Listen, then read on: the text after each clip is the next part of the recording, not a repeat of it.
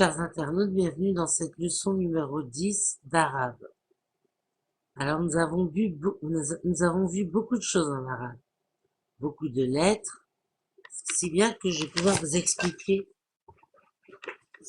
avant d'étudier les nouvelles lettres, je vais pouvoir vous expliquer certaines lettres particulières que vous remarquerez toujours, qui n'apparaissent pas dans l'alphabet. Alors déjà, il y a le tamarbuta,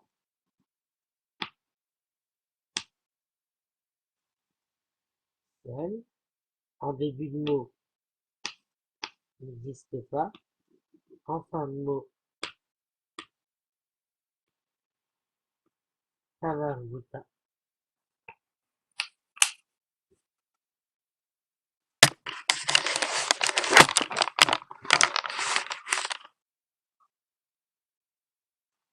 Voilà. Il marque le féminin généralement, parfois prévient d'un collectif, c'est le tamarbuta.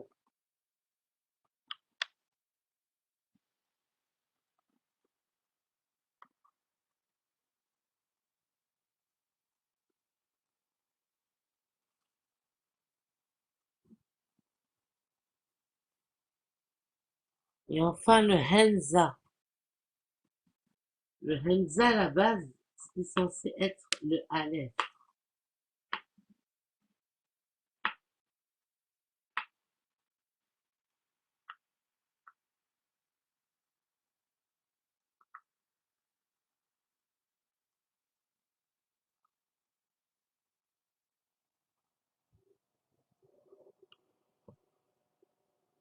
Voilà le alif. Comme on l'étudiait à l'époque, et très vite il a été supplanté par exemple, l'utilisation systématique du mot el pour dire par exemple el bayt,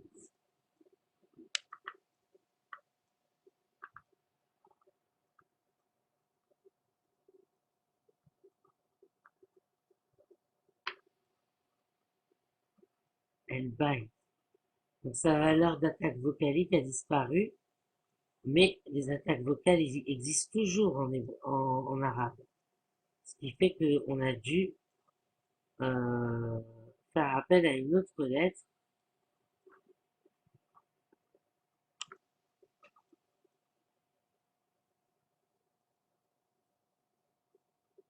le henza,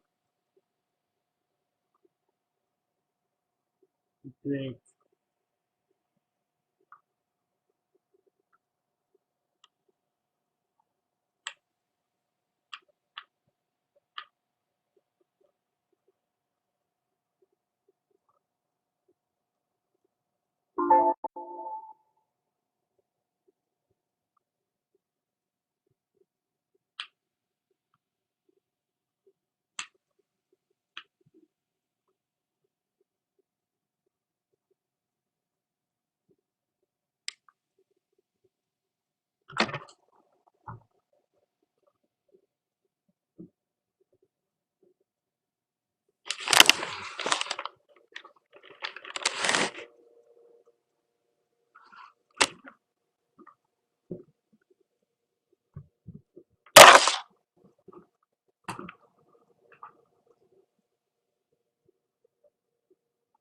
petit problème technique, excusez-moi. Voilà, c'est rétabli. Donc voici le henza, qui remplace donc normalement l'attaque vocalique qu'il y avait avec le aleph. Et comme le aleph ne s'attache pas, c'est le henza qui l'a supplanté. Nous reviendrons sur ces leçons plus tard. Maintenant, nous allons commencer une dictée.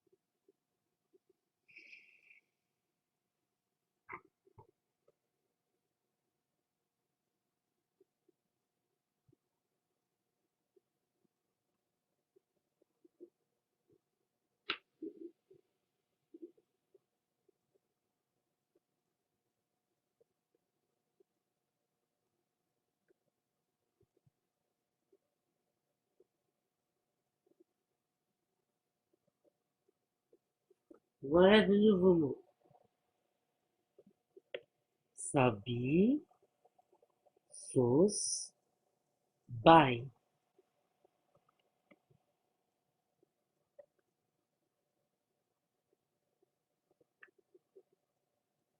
Sabi, sauce, bail.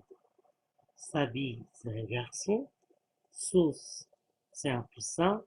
Bail, c'est un œuf. Pour écrire ces mots, il m'a fallu une nouvelle lettre qu'on n'a pas étudiée encore, qui est le sad et le tad.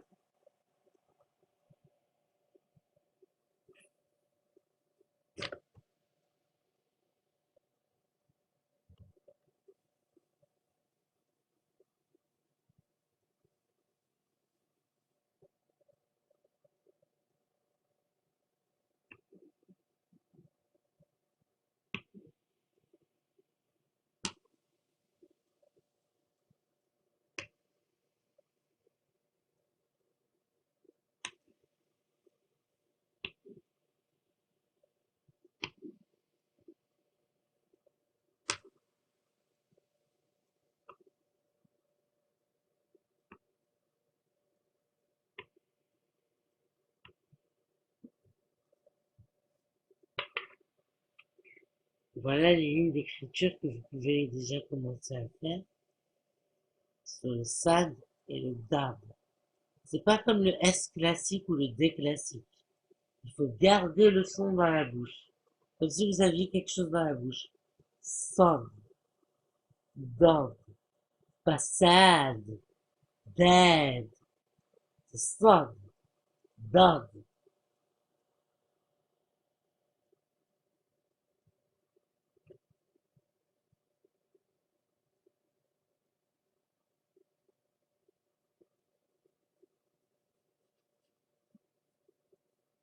Alors comme je vois, on a quand même vu l'article défini L pour expliquer ce que c'était que le Henza et pourquoi il avait été supplanté le Aleph par le Henza. Avec l'article N, nous pouvons former des phrases. Elle a formi,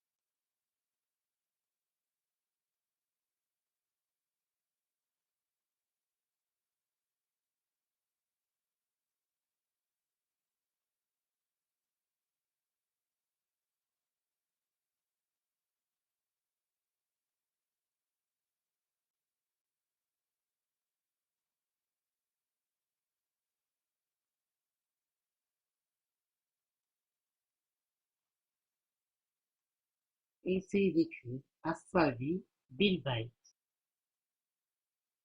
Asavi Bilbay. Pour l'instant, moi j'écris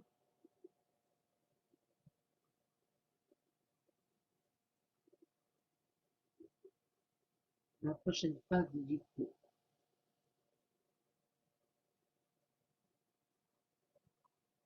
Voilà. Elle bouilloude. Le pluriel de bail, c'est un pluriel externe, on dit bouilloude. Elle bouilloude, bi.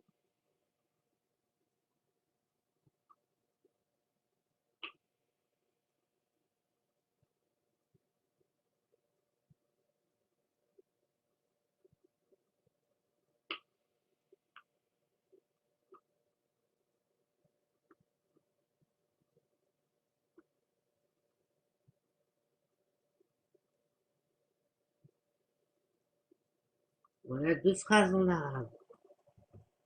Asavi Bilbint. Bi, on n'a pas vu, mais je vous le dis maintenant. Bi, c'est dans. Asavi Bilbint. El Bouyoud bit el lège.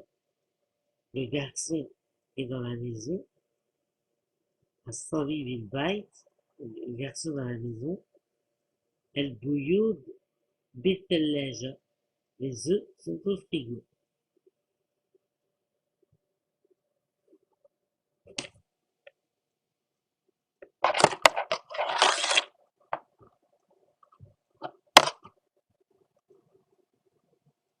Alors, donc nous avons vu l'article défini. Elle, il n'y en a qu'un. Il n'y a pas d'article indéfini en arabe. Si je veux dire une maison, je dis bait. Je dis pas wahed bait. Je dis bait. Donc en arabe, il n'y a que l'article défini que l'on peut noter. Encore un autre point qu'on peut noter dans cette leçon, c'est l'existence de pluriels externes. Savi, le pluriel, il sera externe. On dira Sabine. Baïd, le pluriel sera interne. On dira Bouyoud. Ça, il faut l'apprendre par cœur. Un autre point qu'on a vu ensemble, en étudiant juste ces quelques mots et ces quelques phrases en arabe, je ne sais pas si vous avez remarqué,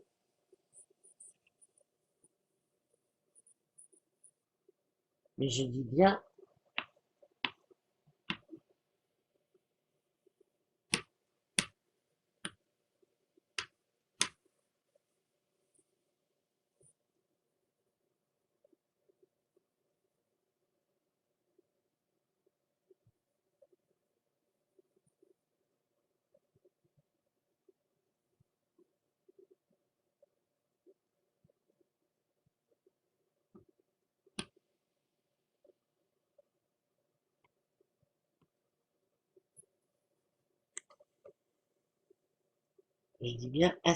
as-savi, el-bait, parce qu'il y a les voyelles lunaires et les voyelles solaires. Alors, je vais vous donner un moyen mémotechnique de les repérer dans la prochaine leçon.